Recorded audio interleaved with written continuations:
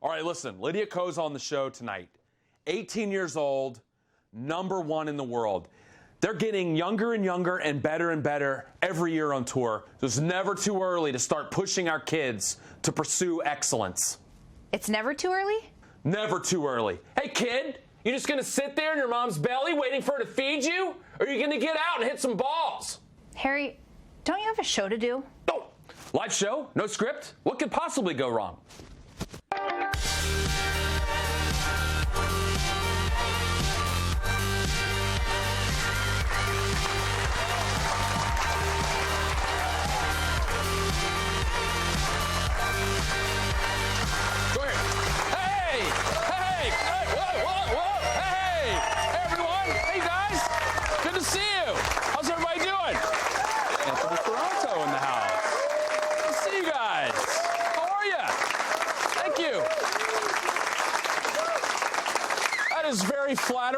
Very flattering for the applause. Not surprising because I asked you to do it when I came out. Thank you very much. This is Callaway Live. I'm Harry Arnett, and you guys know the show tonight. We have Lydia Ko on the show tonight, as you guys know, but we have a big surprise for you. And I'm thinking, you guys know I'm in the marketing world, and we do really big things in the marketing world here at Callaway.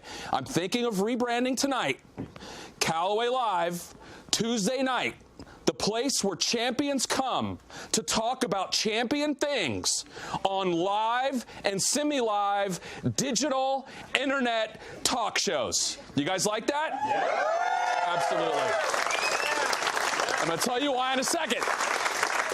Because joining us live right now from Topgolf in Dallas, our buddy and the newest Louisiana Open champion on the Web.com tour, our friend, Wes Bryan. Wes! Yes. There he is! That guy! There he is! Hey! Hey, Harry!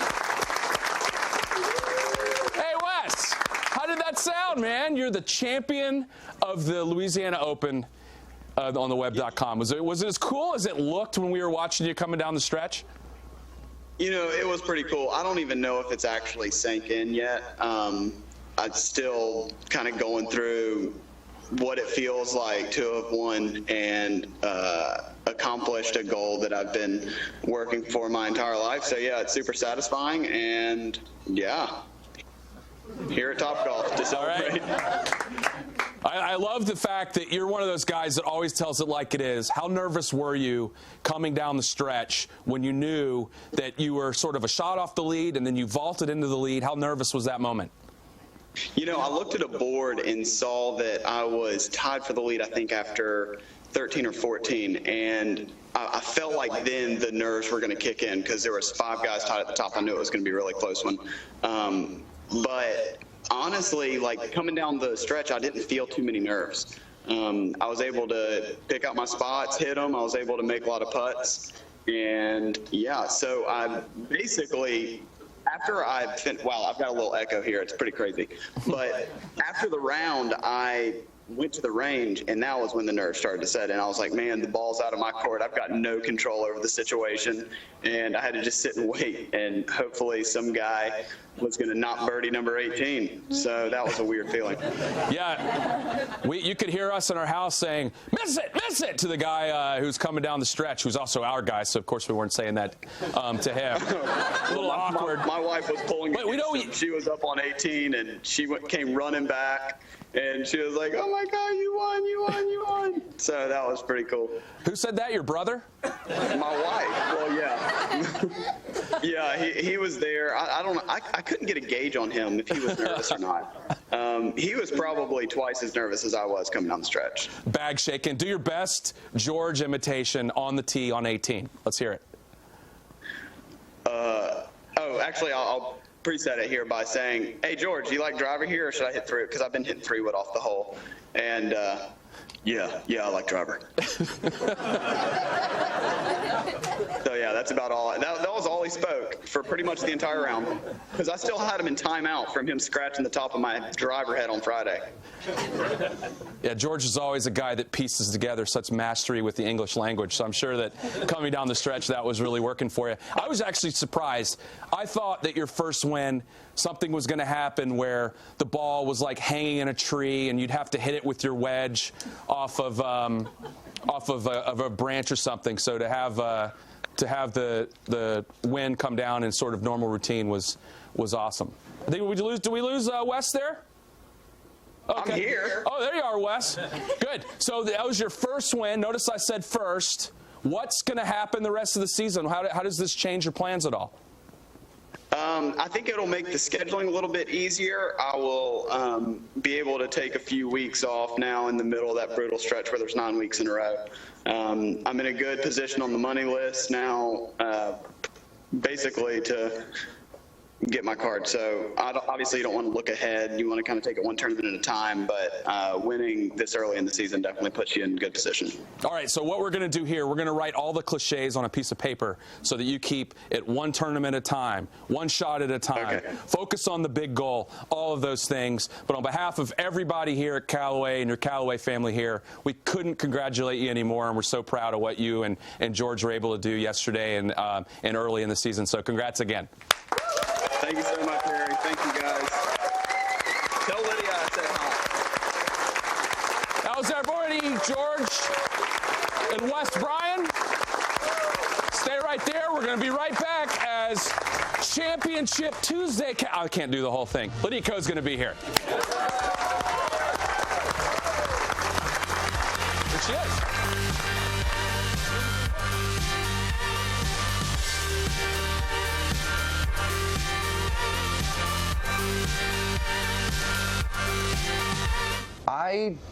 I still haven't calculated a handicap, and the reason why is because, and Hank kind of explained a little bit of this in the beginning, I probably misinterpreted it and changed it grotesquely, and he's going to be mad at me, but when everyone's a 36 handicap, like when you first swing a golf club and you know what you're doing, like you're a max handicap golfer, and as you get better, you chip away at that, and that becomes, better and better. However, when someone, and my friends hate me because I say, oh, I'm probably like an 18 right now, but I'm not, because that's not true. That's not an 18. Yeah, Come on, Hank. it's not, and that's the thing. Yeah. But at the end of the day, it's like I want to shoot a 72, or I want, you want to shoot around par.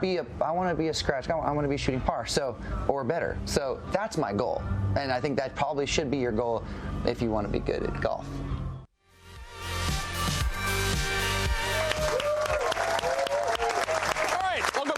Live. Our guests tonight, 15 wins worldwide.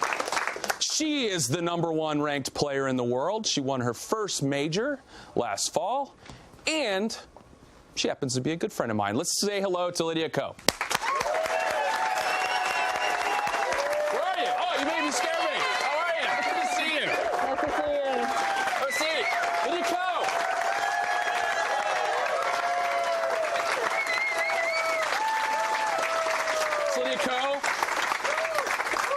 Would it have killed you to dress up a little bit for my show here? I mean, come on. Oh, this is a new style, I might carry it out onto the golf course. Well, anytime I see you and you're not in your golf uniform, look, I called it uniform, I'm always reminded that you're not even 19 yet.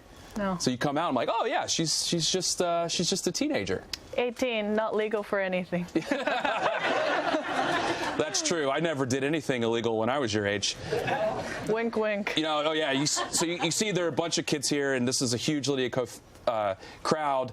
And I think the reason that we're all so appreciative of you and why you represent Callaway so well is you've proven that you can be super competitive and the best player in the world and still be a nice person.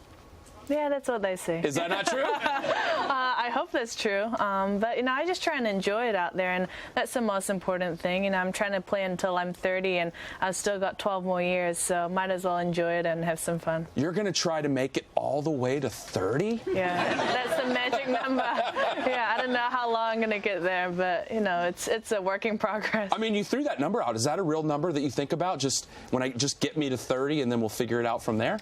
Yeah, I said I don't know if I'm going to retire on my birthday or I'm going to finish up till the end of the that year. I don't know. Who knows? But they said if I get close to 30 or even 29, I'll probably think about playing a few years more. But I don't think so. So do you have goals in mind over the next 10, 11 years about major championships or tournament wins, or how do you frame that up when you look at a horizon like that? Probably, just looking into this year, I think the Olympics is going to be a big goal of mine. There's 5 majors on our tour, and, that's always something you try and peak towards, too. Our first major is in a couple weeks, so I'm really looking forward to that. But, I just try and look at the week that's ahead of me, trying to play well at the Kia Classic this week. If I think about what's going to happen in a year or in 10 years or what I'm going to do after I retire, it's just too much to think about. And it's constantly trying to get better, too, because even over the weekend, you're chasing down the leader. You shoot 65 on Sunday and lost a little bit of ground. Yeah, 65 and what a still jerk! Finish. Yeah, still finished 5 behind. But I'm just gonna blame on my 2-under start on Thursday, the first round. But around a course like that, you almost feel like you need to shoot 4 or 5 under, and you're still shooting even par. So if you shoot 27 under, apparently that's what gets it done. I mean, that's super low going into a tournament like that. When you walk onto a property and look at a golf course, do you have a score in mind of what you think it's going to take to win? Well, the rough was growing out a little bit this year, so I thought the scores would be a little higher than last year, but I was totally wrong. So that tactic kind of went out of the way. But it was crazy last week. You could have shot 10 under twice and still may have not won it. So especially when everyone's going low, you just need to make as many birdies as you can, and that's it. Are you feeling more relaxed this year, having won a major in the fall? And I always thought it was funny. We talked about this in January when we were chatting, that people were saying, oh, when is Lydia going to win a major? And you were 17, 18 at the time. Do you feel more relaxed this year having done that? You don't have to answer those questions anymore from idiots like me? No, I kind of blame Tom Abbott. He's the first one that tells me, hey, you can break this record if you do this. And I'm like, oh, thanks. That's one more thing I need to think about.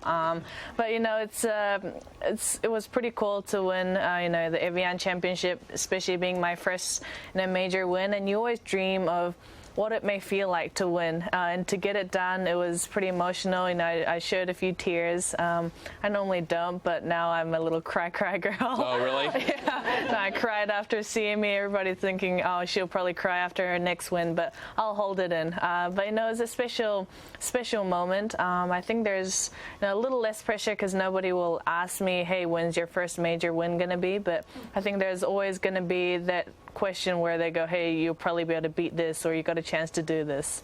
So Olympics coming up in the middle of the year. Do you consider that to be like the 6th major this year, or are you going to treat that like another tournament? What's your plan there? Yeah, it will probably be considered as a 6th major of the year. But to me, I think the Olympics will be my highest priority. Just to represent your country at an international stage with the world's best players, it's going to be a fun thing, and especially for the women's being played for the first time, I think there's a lot of interest in it. And countries like the USA or Korea, where they're fighting for that last spot, and you might be 10th in the world and still unable to compete in the Olympics. So I'm super excited, and I just can't wait for August to come. Well, and New Zealand always has really cool outfits on opening ceremony night. So have you looked ahead to see what it might be wearing? Have you thought about that? I'm just gonna keep to my normal attire. Yeah. You can't wear t-shirt and holy jeans on the. Come on, Lydia. Why You're representing your entire country. It's probably going to be black, white, or silver. That's our main colors. So if I just wear in that shades, I'll be passed on. And if they say, hey, I can't be part of it, then I'll just go back home. There you go. Hopefully with a medal, right? Easy as that. Yeah, exactly. No problem. Stay where you are. We're going to be right back with Lydia Ko right after this.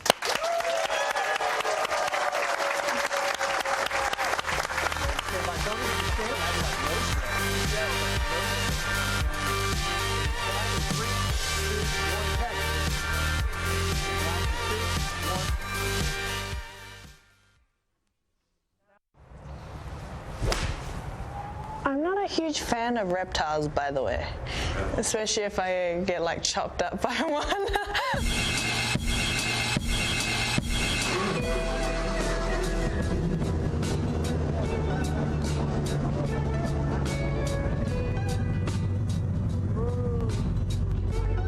didn't know that there was this part of town.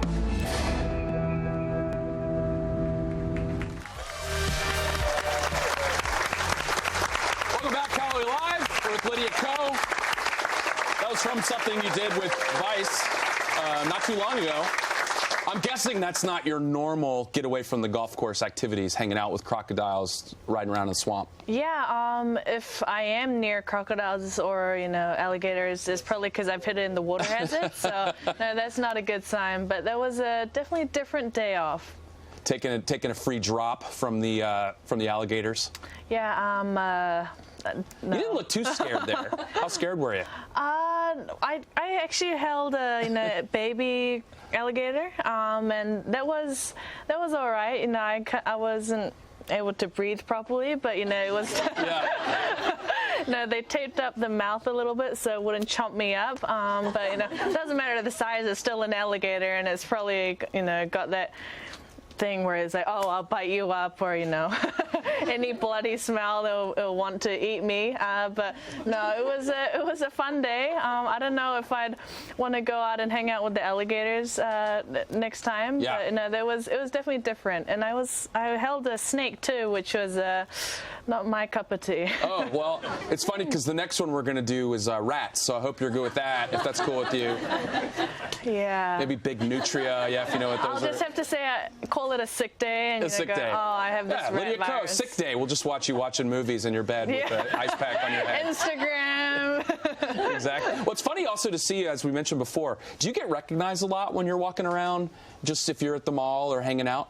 No, I hardly get recognized, living in Florida or, going out to the mall. Nobody really recognizes me unless it's people that's interested in golf or within the golfing industry. But when I go to New Zealand, go home, I get recognized a bit more. So I sometimes get that kind of look, why is she here? Shouldn't she be out there playing? But, it's definitely a different perspective. I asked you one time, why are you not playing when I ran into you? And now I get accused of that every time. Yeah, they kind of give me the, I think it's her, but I don't think it's her. I saw her on TV last week. Why is she here? That kind of a look. Well, I sent you that jacket that said world #1 on it. Do you not wear that anymore when you're out? No, I actually write it on my forehead with a pen. I have to look in the mirror so I get it the right way around. I always joke with you that you're always so nice, and before we were talking, you're just like, not all the time. What are things that kind of get under your skin where you kind of lose your composure? Anything? Well, we know crying when you win a championship. That's nice. I didn't realize you were going to actually ask this question. I would have thought about it. Oh, that's okay. The wrong club. Oh, really? Yeah. I mean, it's difficult out there. We all make mistakes. So I just try and hold it in. But sometimes, under pressure and you make a key mistake, it does kind of get me off a little bit. But, I haven't broken any clubs out there. Not yet. Yet. Yeah, not yet. A couple of guys on tour, Henrik a couple weeks ago threw his 4-iron in the lake, so hopefully you won't be doing that. Yeah, I might feel bad and have to swim to get it back. Yeah. There might be alligators in there. Have you ever had any experience with alligators? Alligators? No. I'll take an unplayable. Yeah. Well, one of the things that we also talk to you about is every time you do something, whether it's we're throwing the ball around with you on a commercial shoot or hanging out, you're so good at everything. And we put the test to Lydia. No. We were thinking, what are things that Lydia is not good at? And so we put her to the test of a lot of things the last time we were getting together. And here are some things that Lydia actually stinks at. Here's the first. Here's driving.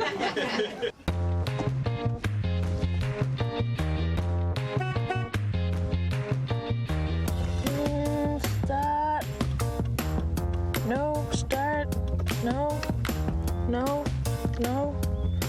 What the heck? I actually like, too, that you ended up buying a car before you even had a driver's license. So how's that going? Going pretty good. I kind of feel bad because the car is almost too fast for me. So I should be going like 80 mile per hour or, at least towards the speed limit, and I'm cruising on 20 mile per hour, trying not to crash to anything. So I'm still learning, but I've got my learners. So I told my, team that lives around me that I'll call them before I get out on the road so they can stay off from me. That would be good to know. All right, so we know you're not good at driving. How about cooking? Is Lydia any good at cooking? Let's take a look.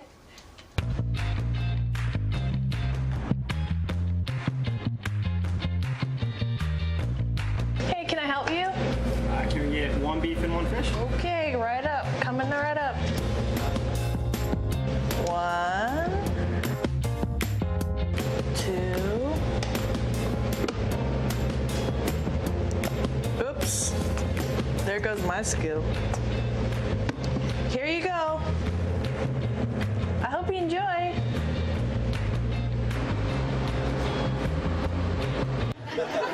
So clearly you're having your mom cook for you at home. Yeah, she's the chef in the house. I guess one of the guys got what he wanted. He just said beef, so I didn't give him the taco or the tortilla part of it. Close enough. Maybe we'll call that a Lydia. That's pulled pork with whatever that was you were squirting on there. Was it generalized, order? So Yeah, I it's give fine. it back. It's fine. And the portion control is good. And then finally, I don't even know how to describe this, but here's another thing that Lydia is not number one at. This is the best. And now they know. Go, let it go. Let it go. Hold it anymore. Let me go. Let it go. Oh, I'm a Tina. Let it go. Let me go. I don't even know about that. That's so bad. Very good. Very good. It just got 10 degrees hotter. Yes, Lady Gaga is not too worried about you right now. No, I was thinking close to Adele. Is that what that was? Maybe Adele with an upper respiratory infection, perhaps. She'd still be better than me, yeah. So what do you like to do when you're away from the golf course? Obviously, not practice singing, I'm guessing. I was just going to say listen to music and sing. In my downtime, I love to listen to music. Yeah. Obviously, it doesn't, reflect when I'm actually singing. But I like to go to karaoke, and I'm surprised none of the machine has broken yet. Yeah. But you never know because I've already left. They see you coming and they pull the shades down, close, lock the door. Yeah, but I love to listen to music and watch some movies or and just have some downtime. We're out there. I mean, golf isn't the most physical sport, but you're out there for a long time. So I just love to just chill out and relax on my bed. And my mom tells me off because I'm watching TV too much. Too much TV. Yeah, it's not good. But that's probably a big thing you have to learn to maintain a level too. Is taking care of yourself off the golf course and not spending so much time playing, I would think. Yeah, it's good to have that balance, and David always talks to me about trying to keep that balance. That's why working with the schedule, and that's why we aren't able to play every single event. And it's good to have a week off where you just chill out and take some downtime and take your mind off golf. But no, I watch TV a bit too much, I must admit. So it's not good to all the kids out here. But it's just good to have your mind off everything and watch a cartoon or an animation movie here and there. What are the shows you're watching right now? Agents of S.H.I.E.L.D. I've been watching. It's back on. And then Pretty Little Liars. I think all girls my age seem to be watching that and get the thrill and can't wait for the next season to come up. So I like to watch a lot of scary things and kind of get creeped out and unable to go downstairs because I might think there's a murderer outside my door. Yeah, that's really fun. Really fun. We need to send you some lighter fare to watch every now and then. I watch Criminal Minds and go, oh my God, what if that happened to me? And I get spooked out a little bit. You ought to binge watch Callaway Live for a while. It's a family-oriented show. Yeah, I heard this guy Harry Arnett's running it, so I was like, nah. Yeah. Believe me. That's so gratuitous. So gratuitous. They're only doing that because it's true. But hey, we really appreciate you being here. We know your schedule's busy, and I know that what we're going to see from you. Now we know it's only going to be 11 more years. We're going to enjoy it. Lots of major championships and winning with a smile, which is all we can ask. Yeah, it's been so much fun, and I'm so proud to be part of Team Callaway. So hopefully, all bright things. Great. That's Lydia Ko. Everybody, thanks for watching Callaway Live. Tomorrow we have Morgan Pressel right here as our LPGA week continues, and then next week I Adam Levine on Callaway Live. Thanks for watching, everybody. We'll see you next time. Lydia Ko. Lydia Ko. Thank you.